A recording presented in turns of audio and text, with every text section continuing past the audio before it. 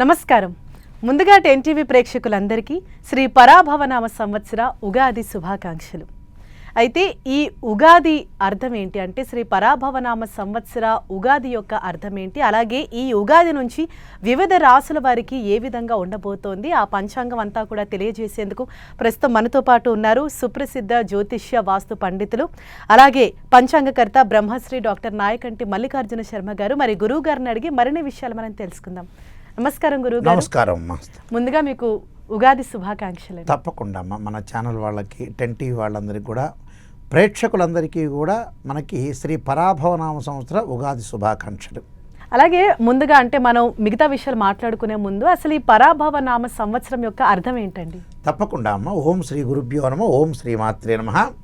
అందరికీ కూడా శ్రీ పరమేశ్వరుడి యొక్క కరుణాకటాక్షం ఉండాలని ఆశిస్తూ, పంచాంగం అంటే శ్రీ పరాభవనామ సంవత్సరంలో పంచాంగం అంటే ఏంటంటే తిథి వార నక్షత్ర యోగకరణాలతో కూడింది పంచాంగం అంటారు. పంచాంగ శ్రవణం అనేది మనం ఉగాది రోజు చేస్తుంటాం. అంటే యుగాది అంటే యుగానికి ఆరంభమయ్యేదాన్ని ఉగాది అంటారు. ఈ ఉగాది రోజున మనం పంచాంగ శ్రవణం అనేది చేస్తుంటాం.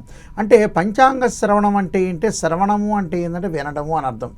పంచాంగం అంటే ఏంటంటే తిథి వార నక్షత్ర యోగకరణాలతో కూడిన దాన్ని పంచాంగం అంటారు. అంటే శ్రీకళ్యాణ గుణాహ రిపుహరం దుస్వప్న దోషాపహం గంగాస్థాన విశేష పుణ్యఫలదం గోదానం తుల్యం నృణానాం అంటారు. అంటే ఏదైనా సరే పంచాంగ శ్రవణం చేయటం వల్ల మనకి శత్రువులు దూరం అయిపోతారు. అంటే శ్రీకళ్యాణ గుణాహ రిపుహరం అంటారు.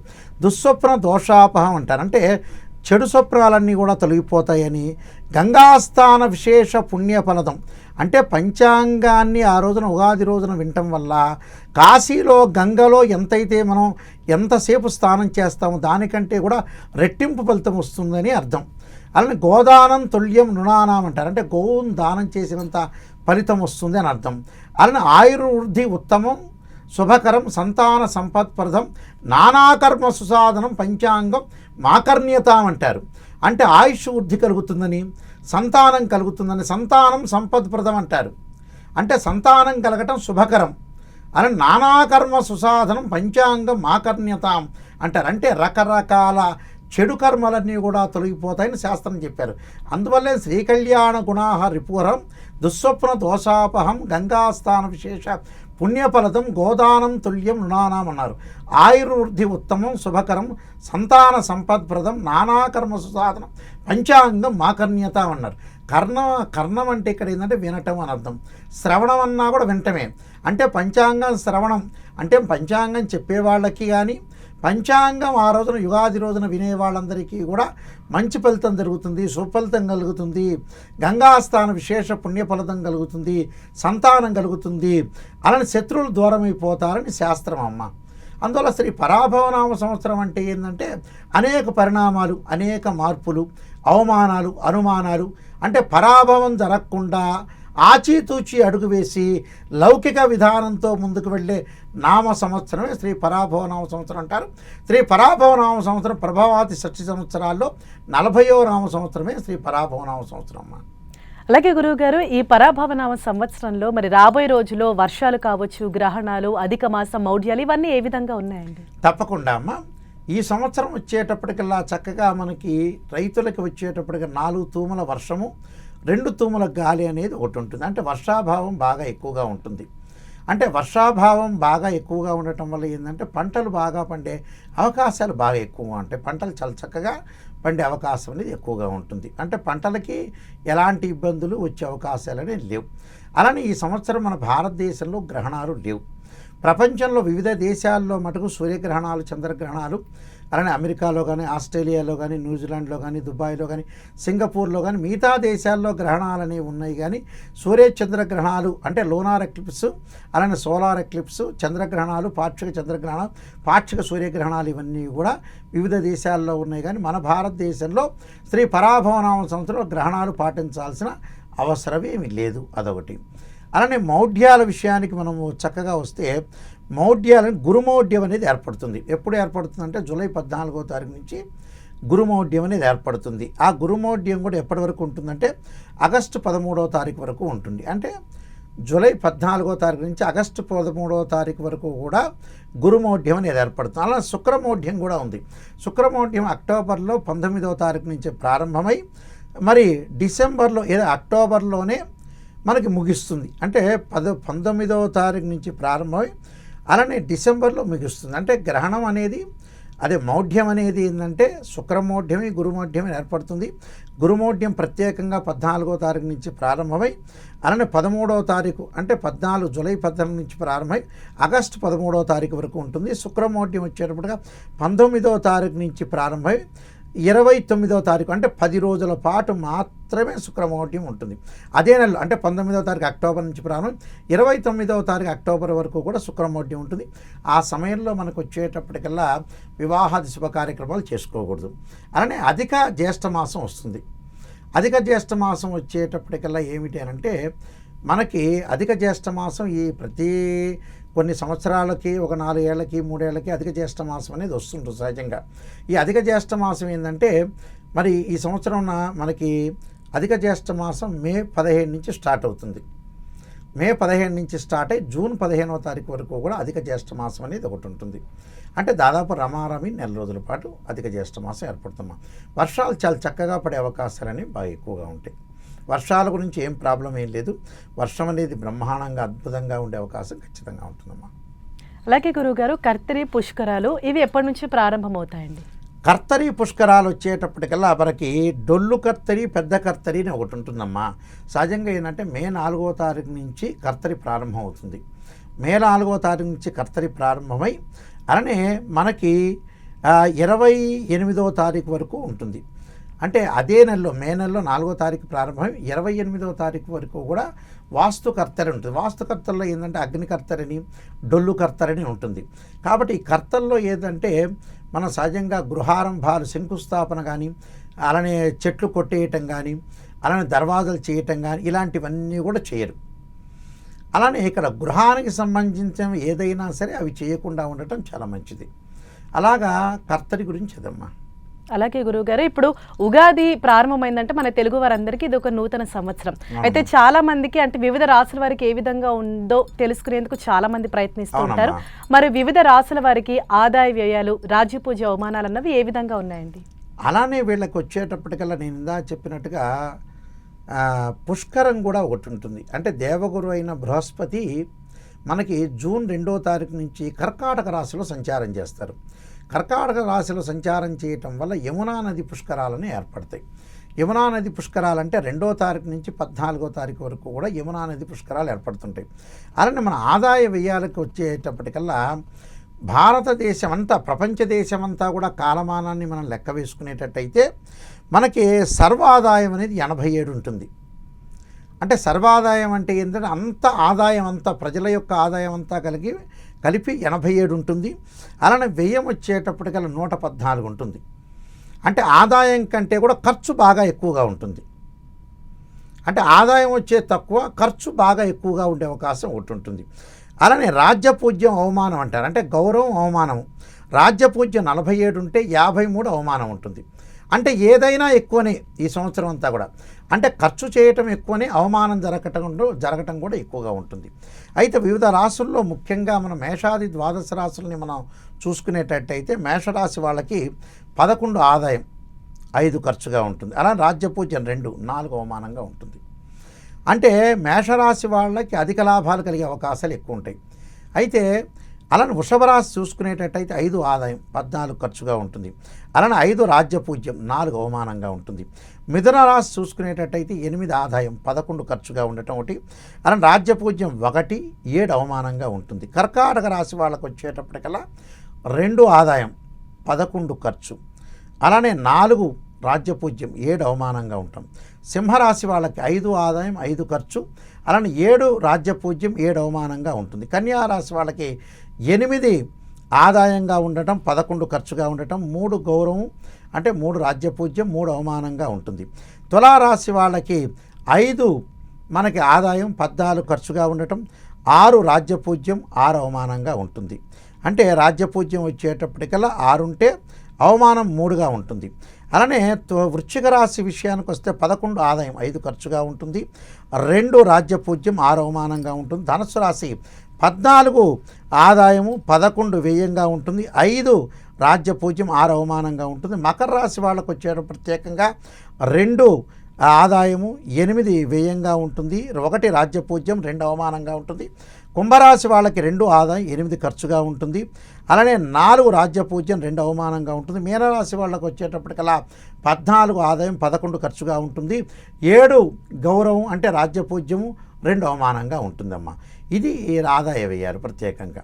అంటే ఇక్కడ కాలమానం ప్రకారంగా సర్వాదాయం అనేది 87 ఉంటే వ్యయం అనేది 114 ఉంటుంది. అంటే రాజ్యపూజ్యం 47 ఉంటే 53 అనేది అగౌరవంగా ఉంటుంది. అంటే ఈ సంవత్సరం అనేది ప్రత్యేకంగా గ్రహణాలు అనేవి మనకి లేవు. అయితే గ్రహణాల విషయానికి మనం ముఖ్యంగా వస్తే ఈ గ్రహణాల్లో మనకు ప్రపంచవ్యాప్తంగా కనిపించే కొన్ని గ్రహణాలు ఉంటాయి. ఆ గ్రహణాల్లో మనకి ఆగస్టు 12వ తారీఖు 2026 సంపూర్ణ సూర్యగ్రహణం. అలానే ఆగస్టులో మళ్ళీ 28వ తారీఖున పాక్షిక చంద్రగ్రహణం ఉంటుంది. అంటే మన దేశంలో కనపడదు, ప్రపంచ దేశాల్లో కనపడతాయి. అలానే 6/2/2027 కంకణాకార సూర్యగ్రహణం ఏర్పడుతుంది. అంటే 6వ తారీఖు అంటే 2027 ఫిబ్రవరి 6. అలానే ఫిబ్రవరిలో మళ్ళీ 20వ తారీఖున ప్రతిఛాయ చంద్రగ్రహణం అనేది ఏర్పడుతుంది. అంటే కొద్దిగా మాత్రమే ఏర్పడుతుంది. ఈ గ్రహణాలన్నీ మన భారతదేశంలో ఎట్టి పరిస్థితుల్లో కూడా ఉండవు. మనం ఆలోచన చేయాల్సిన పనేమీ లేదు. అలాగే గురువుగారు, ఈ ఏడాది పశుపాలకుడు ఎవరయ్యారండి? పశుపాలకుడు వచ్చేటప్పుడు శ్రీకృష్ణుడు అయ్యాడమ్మా. అక్కడ పశువులను రక్షించేవాడు కూడా శ్రీకృష్ణుడే. అక్కడ శ్రీకృష్ణుడు పశుపాలకుడు కావటం వల్ల మనకి పాలు అధికంగా రావటం, పెరుగు అధికంగా వచ్చే అవకాశం ఒకటి ఉండటం, అలానే గోవులు సురక్షితంగా ఉండి ఎక్కువగా వ్యాధులు లేకుండా ఉండే అవకాశం ఎక్కువగా ఉంటుంది. కాబట్టి పశుపాలకుడు శ్రీకృష్ణుడు కావటం వల్ల ఆవులకి చాలా మేలు జరిగే అవకాశం ఎక్కువగా ఉంటుందమ్మా. అలాగే గురువుగారు, మరి ఈ ఏడాది నవనాయకుల యొక్క ఫలితాలు ఏ విధంగా ఉన్నాయండి? తప్పకుండా అమ్మా.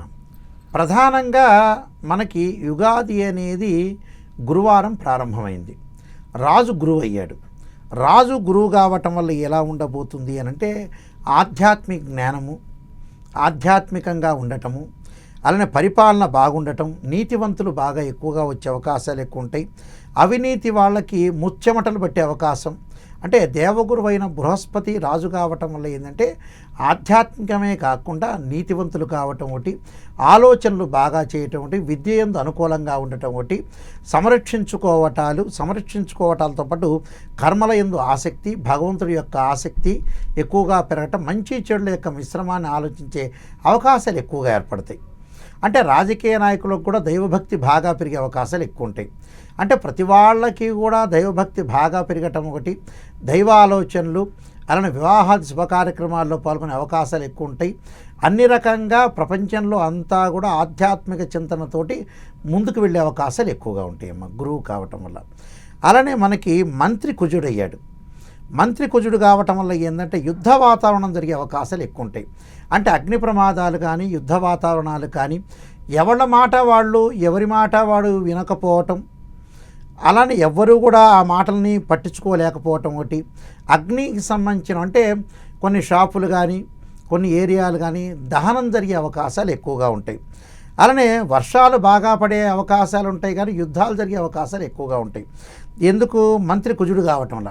అంటే దేశ రాజకీయ నాయకుల యొక్క పరిస్థితుల విషయంలో కూడా కేంద్ర రాష్ట్ర ప్రభుత్వాలకు కానీ, ముఖ్యమంత్రులకు కానీ, ప్రధానులకు కానీ కూడా వాళ్ళ మధ్యలో విరోధ భావాలు ఏర్పడే అవకాశాలు ఎక్కువ ఉంటాయి. అంటే మాట పట్టింపులు, ఎవరి మాట వాళ్ళు వినకలేకపోవటం, ఎవరి మాటను కూడా లెక్క చేయకపోవటం, మాట పట్టింపులు ఎక్కువగా వచ్చే అవకాశాలు ఎక్కువ ఉంటాయి. అలా రియల్ ఎస్టేట్ రంగం వాళ్ళు కూడా అధికంగా డబ్బులు సంపాదించుకునే అవకాశాలు, రియల్ ఎస్టేట్ బాగా మెరుగుపడే అవకాశాలు ఎక్కువ ఉంటాయి. మెడికల్ రంగంలో కూడా కొన్ని ప్రాబ్లమ్స్ వచ్చే అవకాశాలు ఎక్కువ ఉంటాయి. హాస్పిటల్కి సంబంధించిన విషయాల్లో కూడా చాలా ప్రాబ్లమ్స్ వచ్చే అవకాశాలు ఉంటాయి. అంటే ప్రజలకి డాక్టర్లకి మధ్య అవినాభావ సంబంధాలు తగ్గే అవకాశాలు ఎక్కువ ఉంటాయి.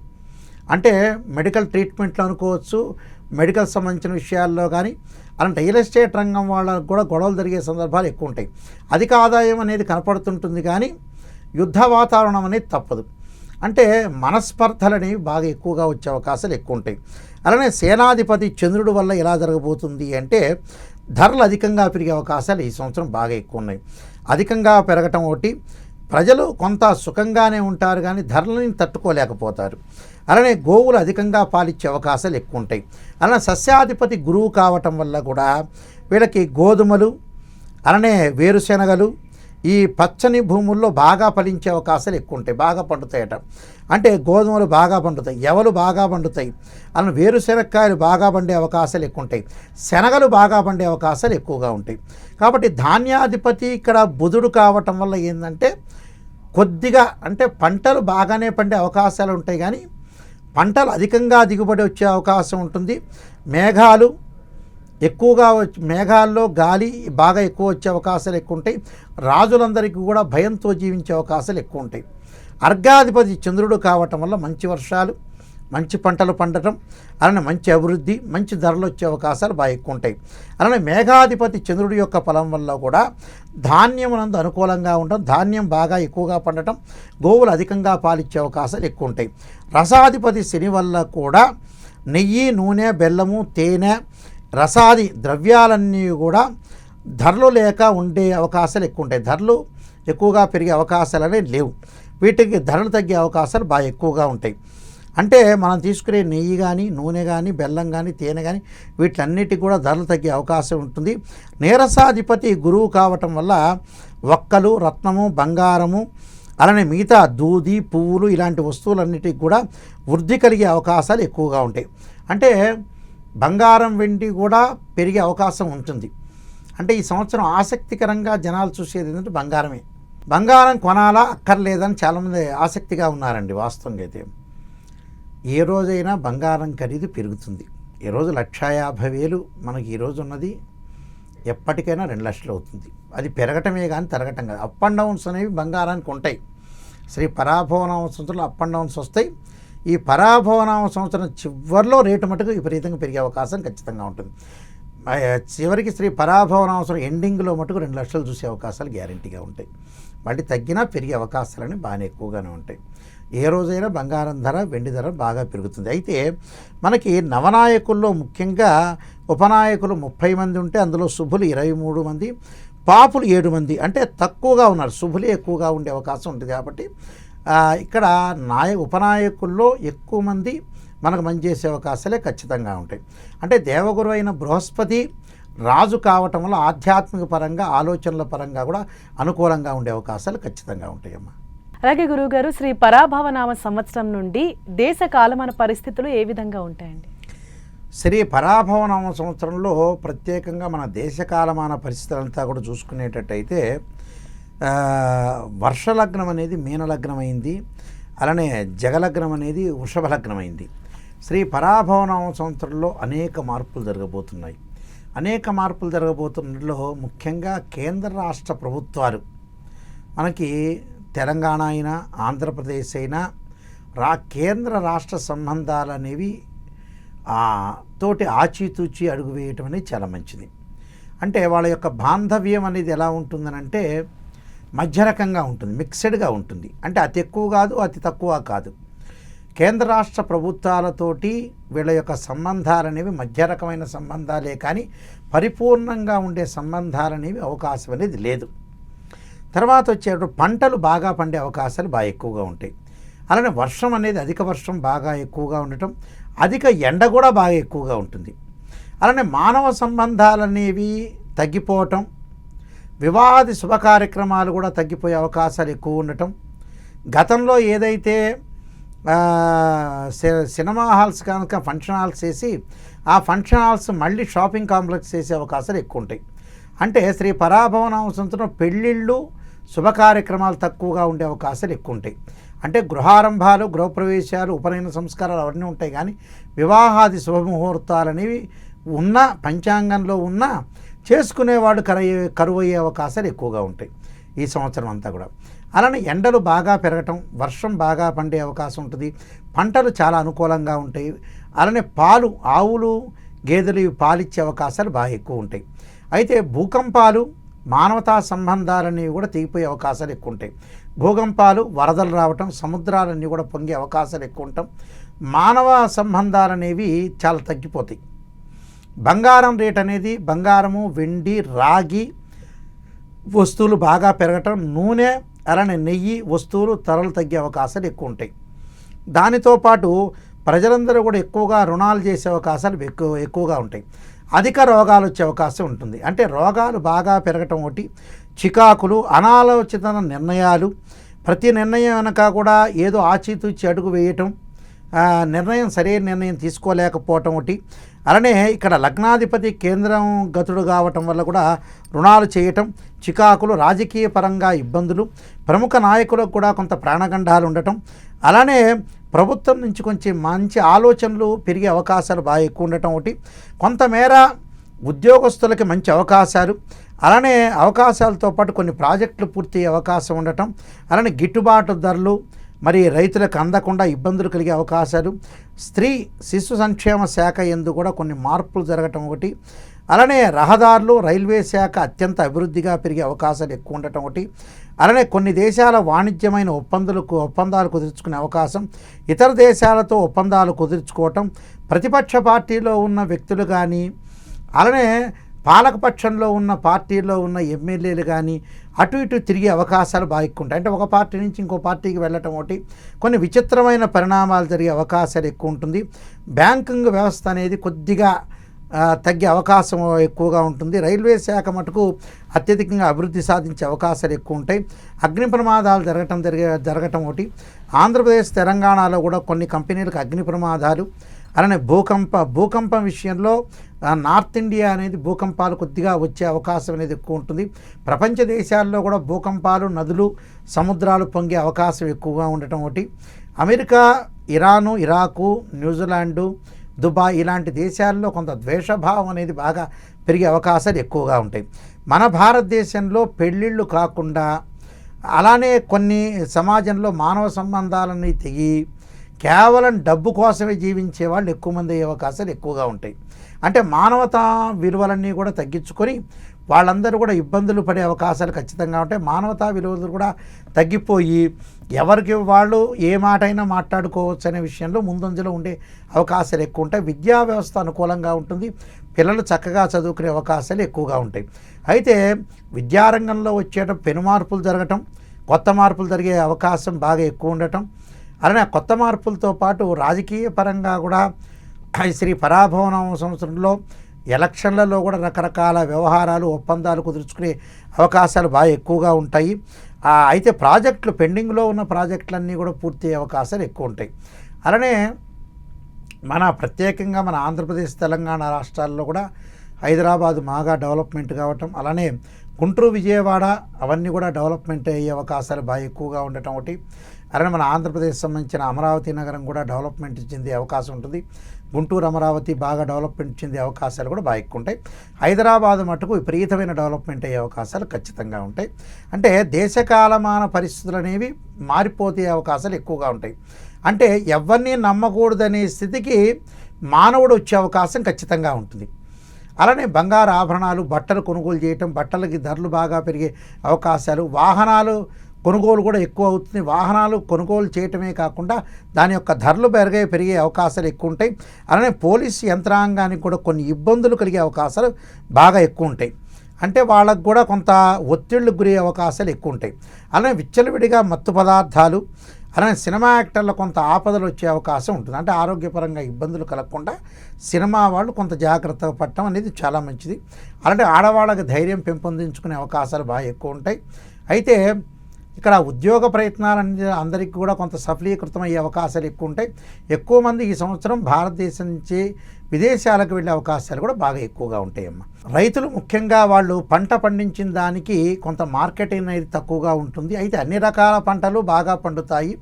అందులో అన్ని రకాల పంటలతో పాటు మామిడి, అలానే సపోటా, జామ, గోధుమలు, అలానే ఎవలు, వేరుశెనక్కాయలు, శనగలు ఇలాంటి పంటలు వేసే వాళ్ళందరికీ కూడా చాలా అనుకూలంగా ఉంటుంది.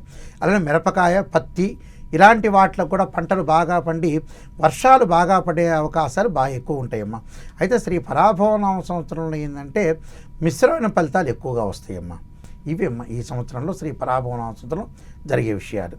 అలాగే గురువుగారు, అసలు ఈ ఉగాది నుంచి ఏ విధంగా ఉంటుంది, వివిధ రాసుల వారికి కావచ్చు, దేశీయ కాలమాన పరిస్థితుల గురించి చాలా చక్కగా వివరించినందుకు ధన్యవాదాలు. నమస్కారం అమ్మా. ఇది శ్రీ పరాభవనామ సంవత్సర ఉగాది యొక్క విశిష్టత. చూస్తూనే ఉండండి 10 టీవీ. నమస్తే.